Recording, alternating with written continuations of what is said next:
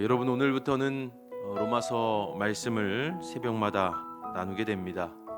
여러분 잘 아시는 것처럼 이 로마서 말씀은 바울 사도의 서신이지요. 바울은 로마의 교회들이 로마 제국의 서반부, 즉 당시 바울의 세계관 속에서는 땅끝으로 생각되었을 그곳 서바나 곧 스페인 선교에 동참하기를 바랬습니다. 그러나 그러기에는 로마의 교회들 내부에 먼저 해결해야 할 산적한 문제들이 많이 있었습니다. 그 가운데 하나가 바로 유대인과 이방인들의 갈등이었죠. 이에 바울은 신학적이고도 체계적인 서술이 필요하다고 생각했고, 이 로마서라는 서신을 통해서 복음의 진수가 무엇인지를, 그리고 예수 그리스도를 통해 보여주신 하나님의 사랑, 그 구원의 은혜가 얼마나 크고 깊은지를, 그리고 얼마나 편만한지를 바로 이 로마서 말씀을 통해서 변증하고 있습니다. 지금으로부터 13년 전쯤으로 기억을 합니다. 대학원을 다닐 때였는데 그때쯤에 로마서를 한번 제대로 읽어보고 또 묵상해보고 싶은 그런 마음이 들었습니다. 그래서 로마서 말씀을 한 절 한 절 깊이 읽어나가기 시작했는데, 바로 오늘 본문 말씀이죠. 로마서 1장 14절을 읽는 중에 정말 이전에는 느껴보지 못했던 깊은 감동이 있었던 걸 지금도 기억하고 있습니다. 아니, 어쩌면 이 말씀을 읽으면서 일종의 부르심으로 여겼다고 해도 과언이 아닐 것 같습니다. 여러분, 본문 14절 말씀이 무엇이었는지 함께 읽어보시죠. 다 같이 한 목소리로 읽겠습니다. 헬라인이나 야만인이나 지혜 있는 자나 어리석은 자에게 다 내가 빚진 자라. 이 말씀을 읽었을 때 처음에는 언뜻 이해가 되지 않았습니다. 왜 바울은 자기 자신을 일컬어서 빚진 자라고 하는가?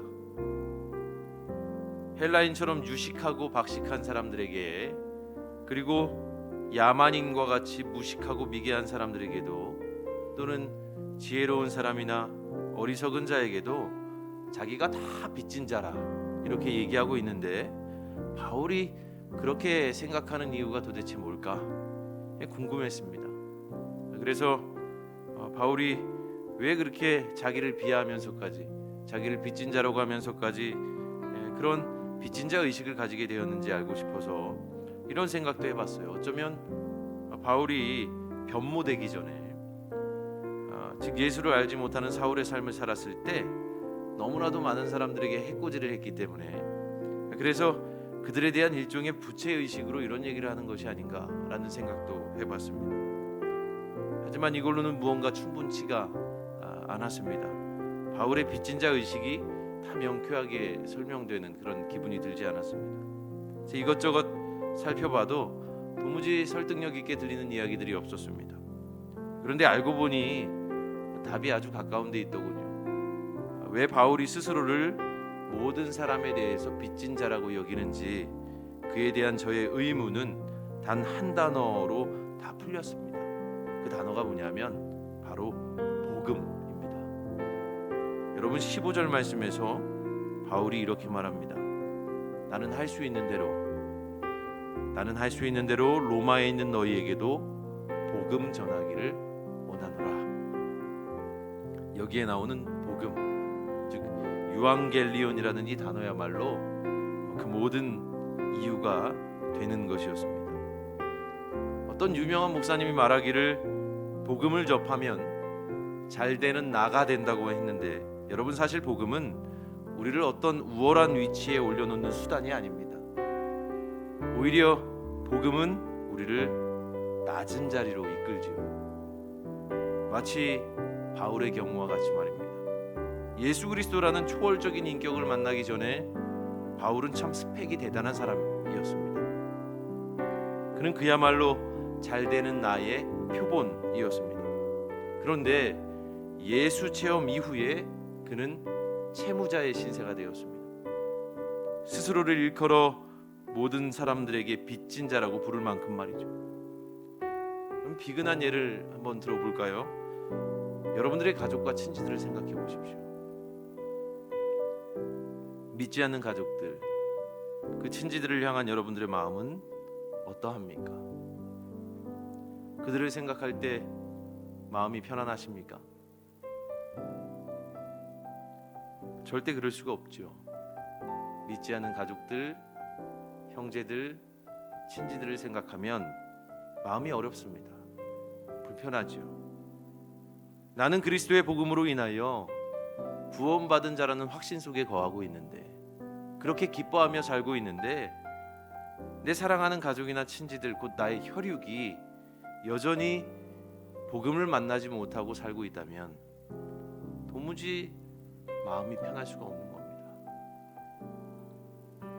그들을 생각할 때마다 마음이 답답하고 울울하지요. 기도의 자리에서 그들을 생각하며 기도하면 그저 애통의 눈물만 쏟게 되는 것입니다. 여러분, 이것이 바로 복음의 부채의식입니다. 마땅히 내 가족과 친지들에게 주어야 할 것이 있어요. 내 친구들에게, 아니 내가 만나는 이들에게 주어야 할 것이 있는데 아직 그것을 내가 주지 못하고 살고 있기 때문에, 그렇기 때문에 빚진 자의 심정으로 살아가는 거죠.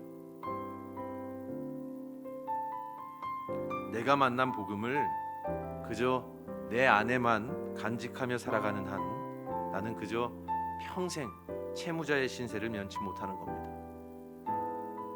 그러니까 오늘 함께 읽은 14절의 말씀은 일종의 부르심이 맞습니다. 구원의 복된 소식을 네가 듣고 그 복음을 깨달았다면 너는 빚진 자임을 기억하고 그 복음을 전하라. 이런 부르심, 바로 오늘 14절 말씀 가운데 있는 거죠.